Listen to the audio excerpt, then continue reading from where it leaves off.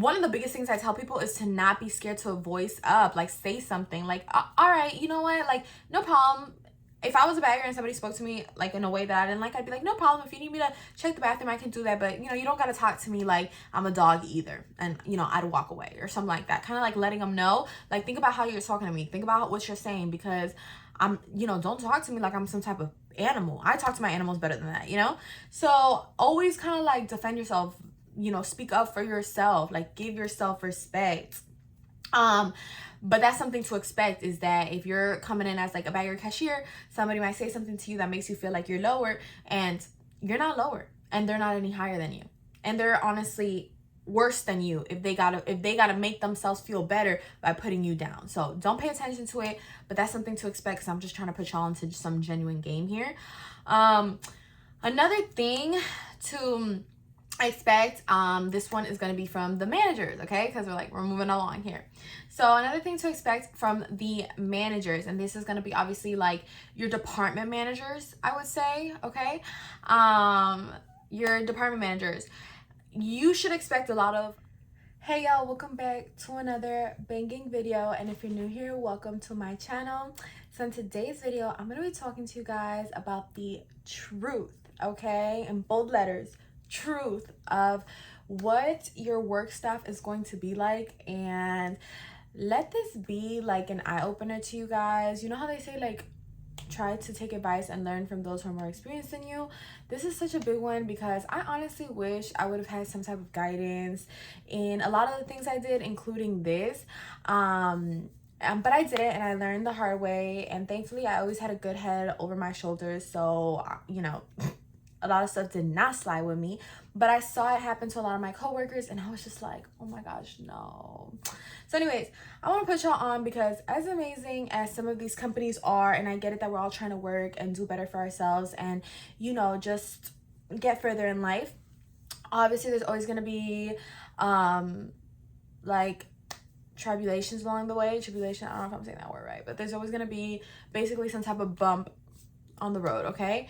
And sometimes this comes with the people closest to you, like the faces that are all up in your face, okay?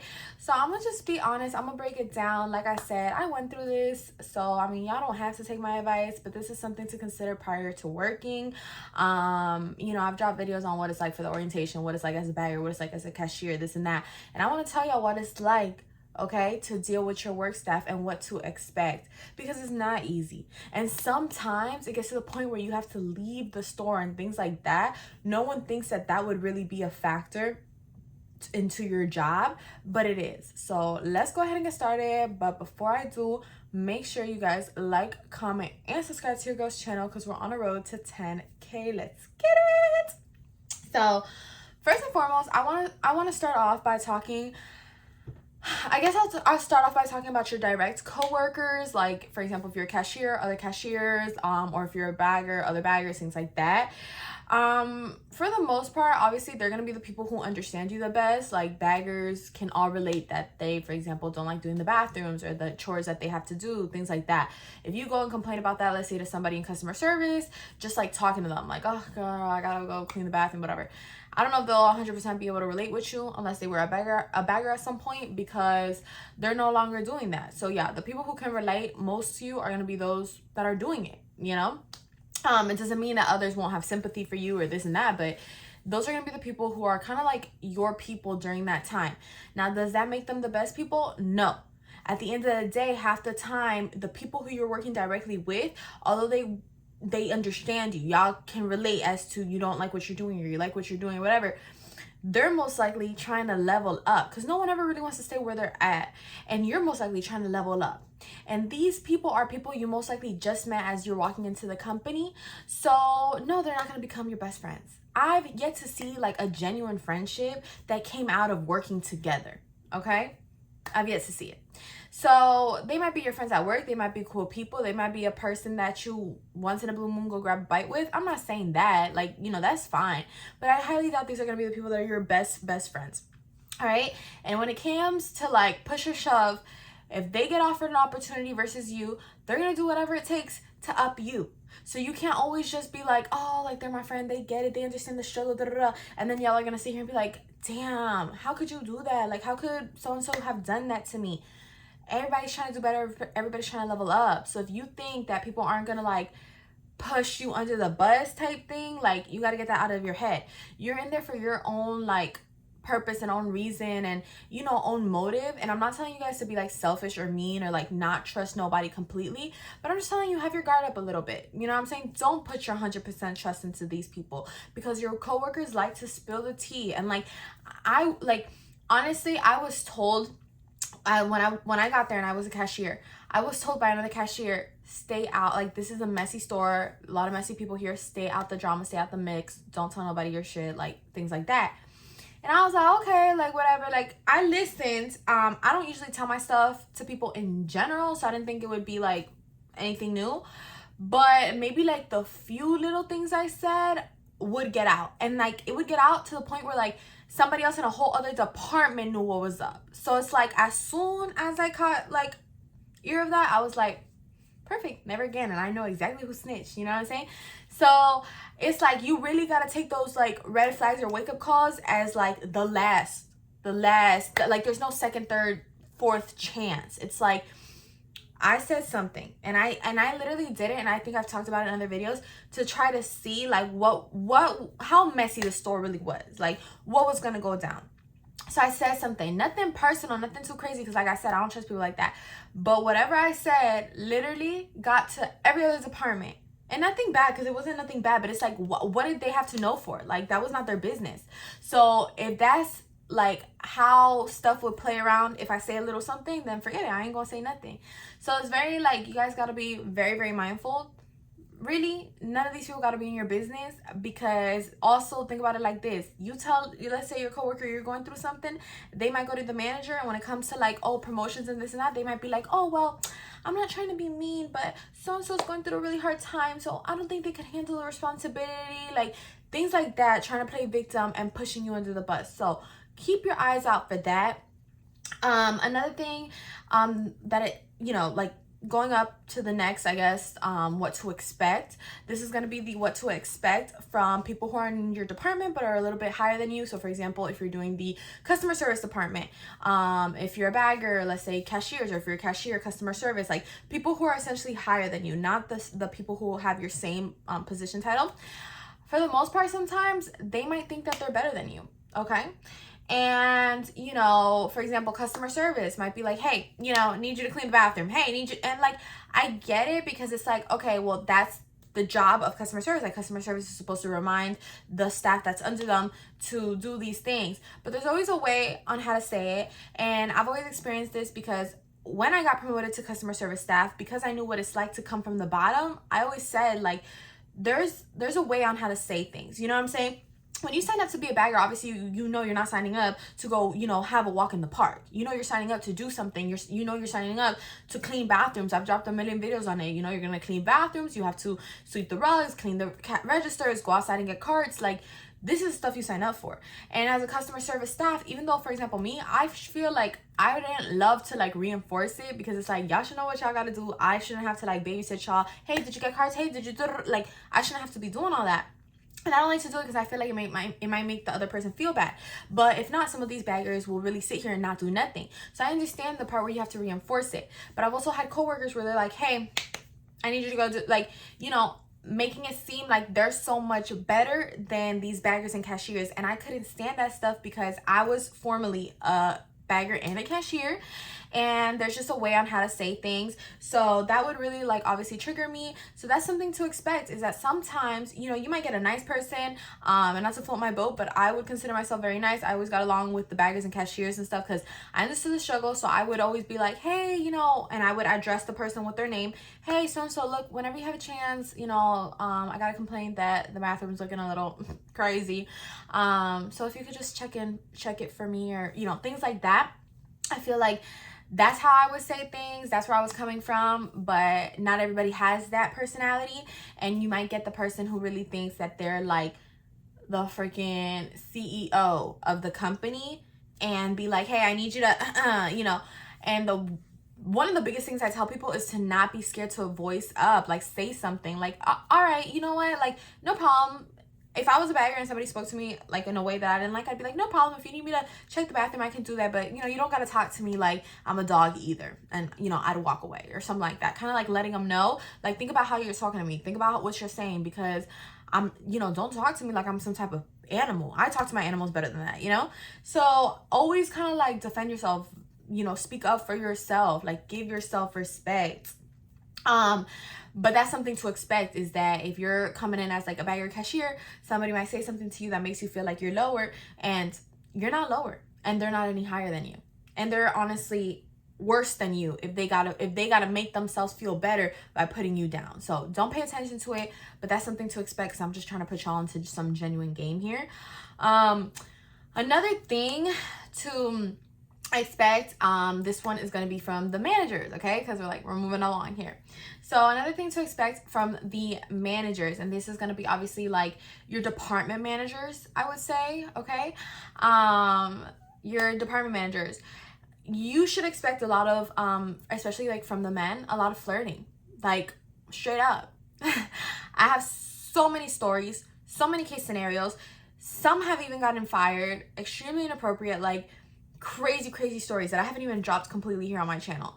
And it's not just with me, so it's not like a me thing. It's not like, you know, when I speak on stuff, I don't always like to speak on personal, just like, oh, it happened to me. When I speak on something, it's probably because it's already happened multiple times to multiple people, different, you know, occurrences. So yeah, I think it would, you know, you're always gonna have that one manager who's really like actually professional and doesn't engage and doesn't this and that, but for the most part, majority of the time, you're gonna get managers, especially if you're like a girl and stuff, who are gonna try to hit on you. I suggest, what business do you have flirting with these older men? It's not even about them being older, because personally, me, I like older men, but it's like, what business do you have flirting with these men if they're married? What business do you have flirting with these men if they're, you know, because a lot of these guys are, because they're older, they are married, or they have a situation or things like that. Like, I don't know, I haven't seen like the best candidates. It's not even that. It's just like the ones that flirt with you are usually like not the best candidates. And so it's like, what business do you have getting involved with them? So don't think like, oh, if I entertain it, I'll do better. I feel like these managers sometimes want to use their position to try to like up you, or like get you to be interested. So even if, for example, like you can have a manager that's married, right, and he's flirting with you, and you're like, damn, should I do it back because I want to get promoted? Or they might be like, oh, I'm about to get promoted and I can really help you out. Damn, did I tell you look so good today? Like, they might try to do it so subtle, and then they just tell you this news about how they're about to be the manager, and you're like, damn, I could be his favorite and this and that. There's none of that. There's none of that. Because at the end of the day, when the story gets checks of like district managers and regional managers and this and that, flirting is extremely inappropriate. You're not supposed to be with somebody from the same store anyway. So that would be honestly a penalty, first of all. Second of all, like, they're not the ones who make the decisions. These department managers and some of these managers like swear they run the store. Same thing with like anyone who's above you. They swear they run stuff. Until you bring me down, the actual CEO who runs stuff, and I guarantee you he won't be the one flirting with you. Until you do that, like, don't tell me like you got all the power up in here to promote me, because you definitely don't. And then as a young girl, you probably think like, oh shoot, like they can promote me. Baby, you don't need that. You know what I'm saying? And so a big thing to remember is that they need you, like the company in general needs you more than you need them. Just to have like that mindset, it's just easier to carry around like a mindset like that towards how you act and the things you do, even if it's not true. Like, even if you're like, no, I really need this, but don't tell yourself I need this, because it makes you want to like tolerate stuff and do things that you know you shouldn't do or you wouldn't be doing. So it's like, make sure you always have in your mindset, like, it's also their privilege for me to be here as much as it is mine. You know what I'm saying? So yeah, don't get caught up in that stuff like at all. I suggest that you don't. If by any chance, let's say he's single, okay, but how many other girls from the front service department is he flirting with? Like, things like that is what I'm trying to get across to you guys. And then occasionally, you know, there might be that one good person, but are you really in work, like at work, to find a man? Like, that shouldn't be your goal. I guess now moving on to like what to expect from the other departments. Okay, so what to expect from the other department staff is, honestly, they're gonna judge you based, and at the end of the day, like, I want everyone to remember that none of this should matter to you guys. Like, what people think, what people perceive, this and that, none of this stuff should matter to you. You go to work, you get your job done, you do what you need to do, you get paid, all right? You save your money, you get a bag, whatever, and you leave. You did. What other business do you have staying there? You know what I'm saying? That's what the whole purpose is. But of course, in the back of our heads, we're always like, okay, but what do I expect? Like, oh, is this person being genuine with me? Should I really trust this girl? Should I go out on a date with this guy? Like, all these things are coming up, right? Because especially if you work retail, right? Like, you deal with the public, you deal with people. So I'm telling you guys what to expect. But at the end of the day, none of it should matter. Now y'all know what to expect. Keep your eyes up. You know what I'm saying? But it should still be like irrelevant. Like, all right, yeah, I knew this was gonna happen, but all right, I'm gonna leave y'all. I got more important stuff to handle. Fuck it. So anyways, from the other departments, what to expect from the other department staff is the only thing that they really know about you is what they perceive from you is what they've heard from other people. So half the time it's not even true. You get what I'm saying? So what to expect from other department staff? Well, they're gonna basically judge you based on what they've heard. It might not be true. It might be true. It might be true to an extent. I don't know. Sometimes things obviously gets twisted and translated and stuff as it gets around to each person individually.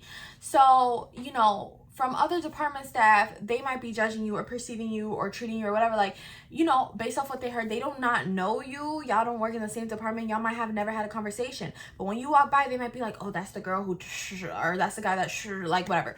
Based off what they heard off of somebody else, which doesn't mean it's 100% true. So really, you just got to brush off your shoulder and be like, you don't know me. You never got the time to get to know me. But you want to sit here and judge me? You want to sit here and talk about me? Do you not have enough work to do? You have that much time extra to sit here and talk about me? Damn, like, stay being a fan. Like, they're fans. That's how you gotta think. They're fans. Because how you talking about somebody you don't even know? That's crazy.